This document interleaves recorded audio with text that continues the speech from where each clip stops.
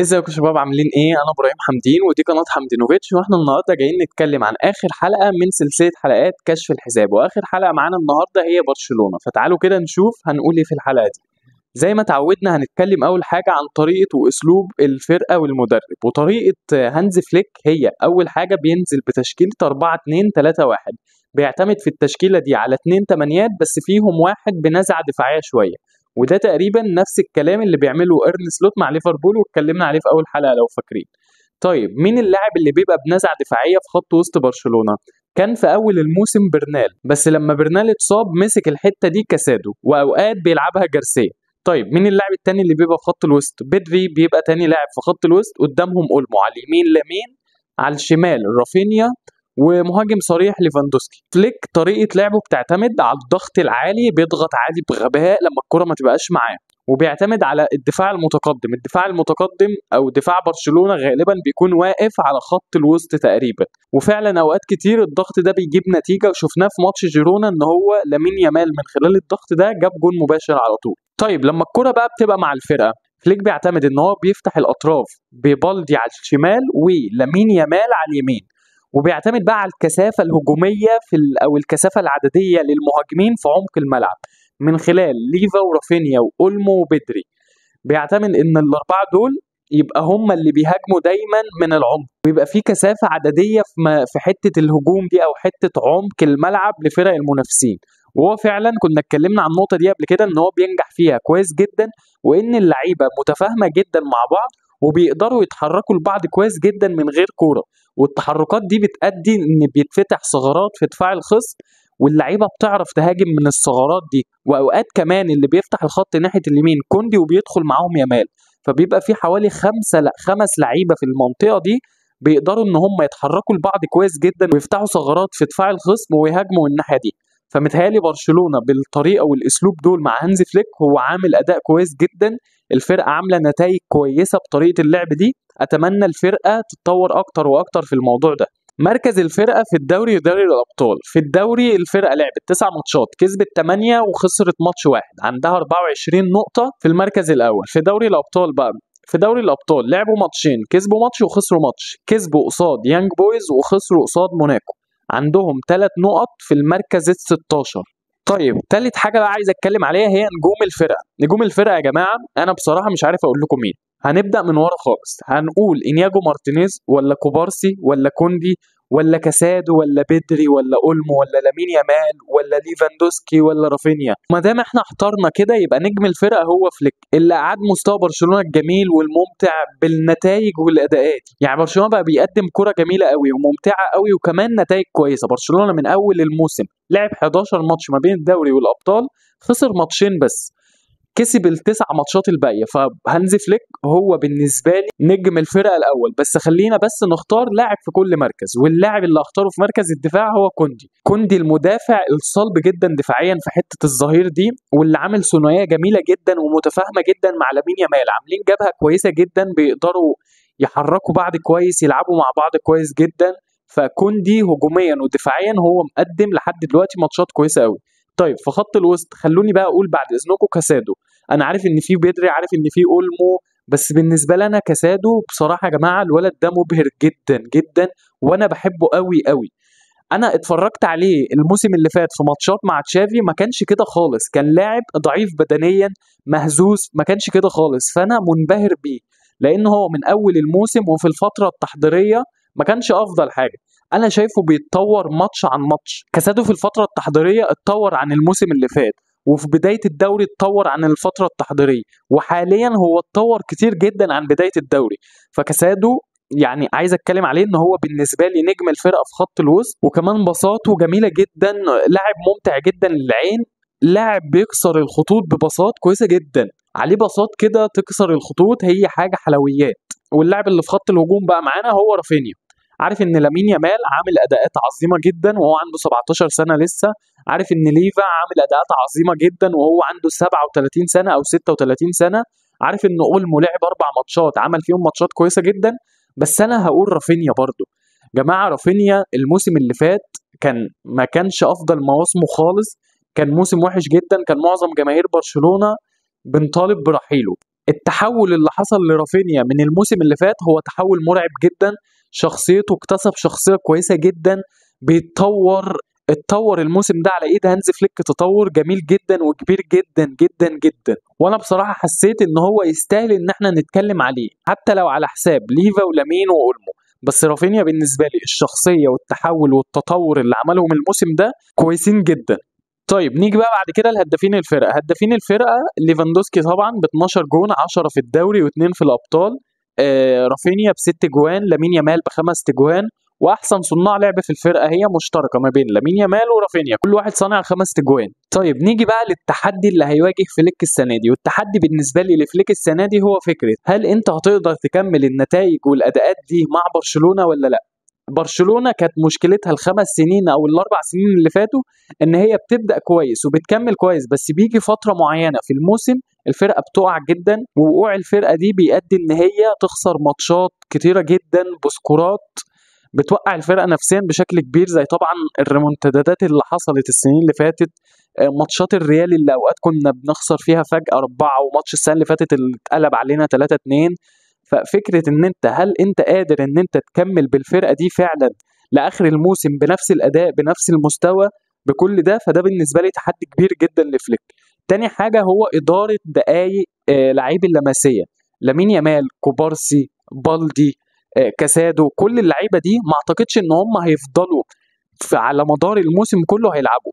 فكرة ان انت هتدير دقايق اللعيبة دي ازاي هي بالنسبة لي برضو من التحديات اللي هتقابل فليك. لامين يامال هتعمل فيه ايه؟ هل هيلعب ال50 ماتش او ال45 ماتش بتوع الموسم؟ كوبارسي نفس الكلام، هل لما اراخو يلعب هتلعبه جنب كوبارسي ولا جنب انياجو؟ فبالدي برضو اللي ملوش بديل اصلا، وجيرارد مارتن البديل وهو لاعب سيء جدا. كاسادو، ممكن كاسادو يبقى هو اكتر لاعب ضامن ان هو فعلا يريح شويه مع عوده ديونج وجافي. طيب نيجي بقى بعد كده الماتشات ما بعد التوقف الدولي، وماتشات برشلونه مع بعد التوقف الدولي هي اشبيليه، ريال مدريد، اسبانيول، سوسيداد.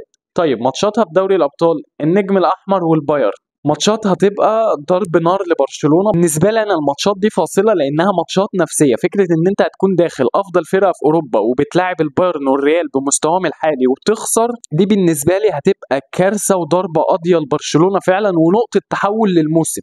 يعني هو ده اللي انا شايفه، لان انت لو خسرت فعلا انت هتثبت ان انت فرقه في عز مستواها والخصوم بتاعتها واقعين، لا هي برضو بتخسر.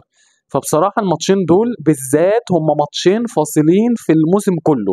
برشلونه لو كسب ريال مدريد هيروح بالدوري في حته تانية. ان انت تكون فرق 6 نقط عن اقرب منافس ليك اللي هو بالمناسبه ريال مدريد وانت في افضل مستوياتك وهو في اسوأ مستوياته، لا انت فعلا هتسحب بقى بالدوري خلاص. نفس الكلام في الناحيه التانية البايرن، انت لو نزلت كسبت البايرن سكور او على الاقل كسبته 2-3-1، لا انت فعلا بتدي رساله لاوروبا كلها، لا انا الموسم ده غير اي موسم. وكمان ان انت هتكون ملاعب الاثنين ورا بعض، ففكره ان انت لو قدرت تغلب الفرقتين لا انت هتوجه رساله قويه جدا لفرق اوروبا كلها وفرق الدوري الاسباني كمان، ان السنه دي برشلونه هيبقى مختلف. والماتشين دول كمان نقدر نصنفهم ان هم من ضمن التحديات اللي هتقابل هانز فليك السنه دي. ففعلا هانز فليك لو قدر يهيئ اللعيبه نفسيا وذهنيا للماتش ده، دي برضه ممكن ندخلها من ضمن التحديات بتاعه هانز فليك الموسم ده. طيب ناقص بقى برشلونه الموسم ده، بالنسبه لي ناقص برشلونه الكبيره جدا الموسم ده واللي ملهاش حل هي فكره الدكه. فكره ان انت لحد دلوقتي انت تقريبا نص الفرقه لعيبه من لمسيه، انت هتعمل ايه؟ الدكه بتاعتك فاضيه، برشلونه ما عندهاش دكه.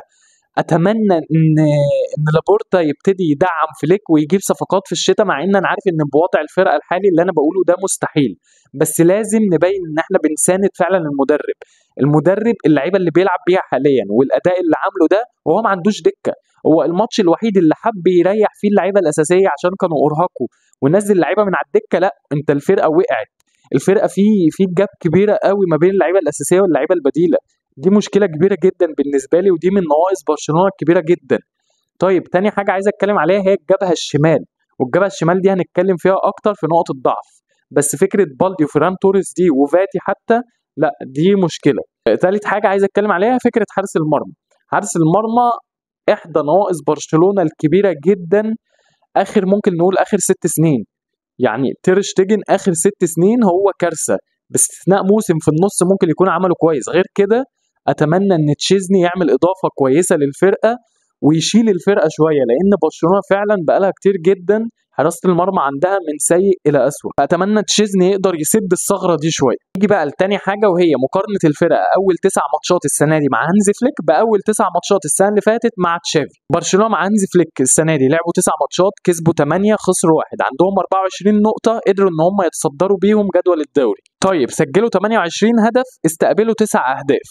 طيب السنه اللي فاتت مع تشافي برشلونه لعبت 9 ماتشات، كسبت 6 اتعادلت 3، قدروا ان هم يكون عندهم 21 نقطه واحتلوا بيها المركز الثالث بعد ريال مدريد وجيرونا. الفرقه قدرت ان هي تسجل 21 جون واستقبلت 10 تجوان، فطبعا في تطور في مستوى الفرقه مع هانزي فليك من حيث الاجوان اللي دخلت، من حيث ان انت متصدر الدوري.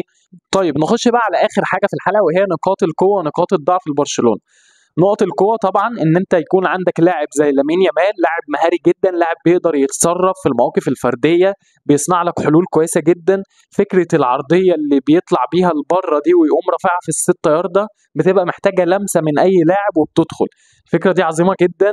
وفكرة كمان ثنائيته هو ورافينيا في الضغط، ان هما الاثنين بيبقوا اول خطوط الضغط لبرشلونة، هما مريحين جدا ليفا، مخليين ليفا هو مهمتك الاساسيه يا معلم ان انت تجيب اجوان، انت مش هتضغط.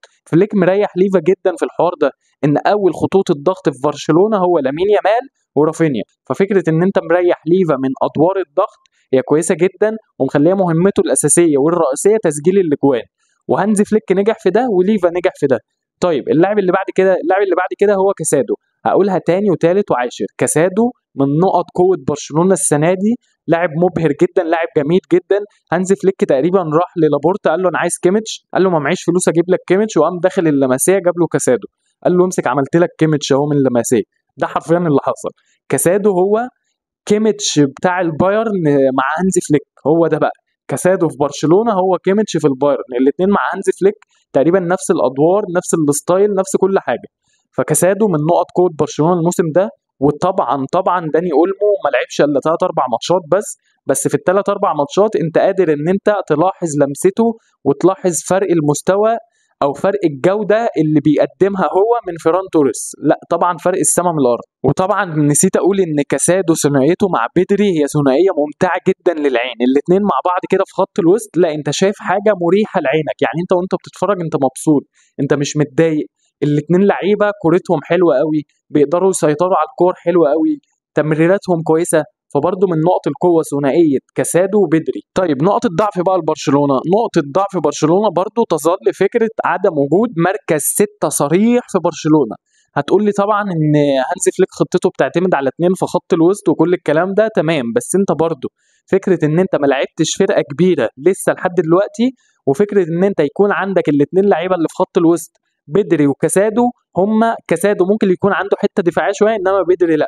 فكاسادو وبدري حلوين جدا وممتعين جدا في ظل ان انت بتلاعب فرق مش قويه. طيب لما تخش بقى على فرق قويه اكتر، ريال مدريد والبايرن، وتعالوا ننتقل من هنا على النقطه الثانيه في نقط الضعف بالنسبه لي، فكره الدفاع المتقدم اللي بيلعبها فليك. انا خايف ومرعوب من الدفاع المتقدم ده. الدفاع المتقدم ده كان بيتضرب بفرق هي فرق متوسط جدول وفرق قليله جدا. طيب هيبقى ايه الوضع لما تلعب الريال والبايرن بخط الدفاع المتقدم ده؟ فانا برضو الحته دي بالنسبه لي حته رعب، واعتقد فليك اكيد عارف حاجه زي دي واكيد هيتعامل معاها، بس برضو تظل هي حاجه انا خايف منها قصاد ريال مدريد والبايرن، ان فكره الدفاع المتقدم مع عدم وجود مركز 6، ان انت ما عندكش واحد 6 صريح، ما عندكش رودري، ما عندكش جرافنبرخ في ليفربول دلوقتي، انت ما عندكش رقم 6 صريح. وفي ظل الدفاع المتقدم هي هتكون ثغره، فكره ان انت ما عندكش رقم 6 وبتلعب دفاع متقدم بالشكل ده، لا دي ممكن تكون ثغره هيستغلها جدا الفرق الكبيره والمدربين اصحاب الفكر اللي بيخططوا فعلا كويس. طيب من نقطه ضعف تاني اللي عايز اتكلم عليها، كنا قلنا في الاول طبعا الحته الشمال في برشلونه، الحته الشمال في برشلونه دي بالدي هجوميا سيء جدا، عرضياته وحشه جدا جدا جدا يا جماعه، وحرفيا بيشوط في المدافعين، ما بيرفعش عينه، ما بيلقطش في حد جاي من ورا لعبها له لبره، ولا في حد واقف في ال6 يارده ارفعها له كويس. عرضياته وحشه جدا، بيسيب شوارع كبيره جدا وراه، هو بيبقى وراه فدادين، وطبعا عشان حد يرحل يغطي مكانه هيسيب مكانه فاضي، اللي جنبه هيقوم داخل، فبيحصل كوارث بسبب بالدي. فانا شايف ان الحته الشمال في برشلونه دفاعيا من الباك او الوينج هم الحته دي عايزه تتحرق، بالدي وفيران توريس هم وحشين جدا. بالدي دفاعيا وهجوميا وحش، عرضياته وحشه. فيران توريس ما بنستفادش منه باي حاجه، هو حرفيا بنبقى 10 لعيبه. حتى فاتي لحد دلوقتي ما قدمش اي حاجه تبين ان هو ممكن يمسك الحته دي.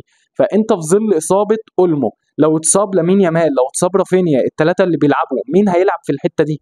فالحته دي بالنسبه لي برده من نقط الضعف في برشلونه، يعني كارثه. الحته الشمال في برشلونه دي كارثه. بالدي باستثناء الاختراقات اللي بيعملها اوقات، لا هو ما عندوش اي حاجه تانية يقدمها في الناحيه دي. فاتمنى برشلونه تتعاقد مع باك شمال كويس، وبالدي يبقى هو البديل بتاعه، كده ممكن يبقى فيه كلام. كده لا، هو بالدي لو لاعب دكه على قد ان هو لاعب دكه ممكن يبقى كويس جدا ويتعلم من اللاعب الخبره. يعني انا اتمنى برشلونه تروح تجيب لاعب خبره شويه، بالدي يستفيد منه لحد ما التاني ده يمشي، بالدي يبتدي يخش بقى. واخر حاجه هي فكره عدم وجود مهاجم صريح بديل لليفا. ليفا كبر، ليفا لازم في ماتشات كتير يريح فيها. ماتشات الكاس اكيد ما ينفعش يلعبها، ماتشات دوري الابطال وماتشات الدوري اللي هتبقى محسومه برده ما ينفعش يلعبها، فان ما فيش بديل ليه على الدكه. عارف ان الباو فيكتور اللاعب الجديد ده، بس هو هانز فليك بيستخدمه اكتر في الحته الشمال بديل لفيران توريس. هو ممكن فران توريس نفسه وفاتي يلعبوا في الحته دي، بس انا بتكلم على مهاجم صريح، مهاجم صغير تأهله ان هو نفس فكره الباك الشمال، ان انت معاك مهاجم صغير اهو، حاول بقى يستفيد من ليفا اكتر، ينزل هو بدل ليفا في اوقات كتير. يعني استفيد من باو فيكتور ده، ان هو هيبقى معاه ليفا في الفرقه، ان هو في السنه سنتين دول يبقى باو فيكتور هو المهاجم الجديد لبرشلونه. وبس كده، دي كانت حلقه النهارده كده، كشف حساب عن برشلونه. اتمنى ما اكونش طولت عليكم، اتمنى تكونوا استفدتوا من الحلقه. ما تنسوش بقى تعملوا لايك وتشتركوا في القناه وما تتفرجوش وتجروا. وبس كده، نتقابل ان شاء الله في الحلقات الجايه. سلام.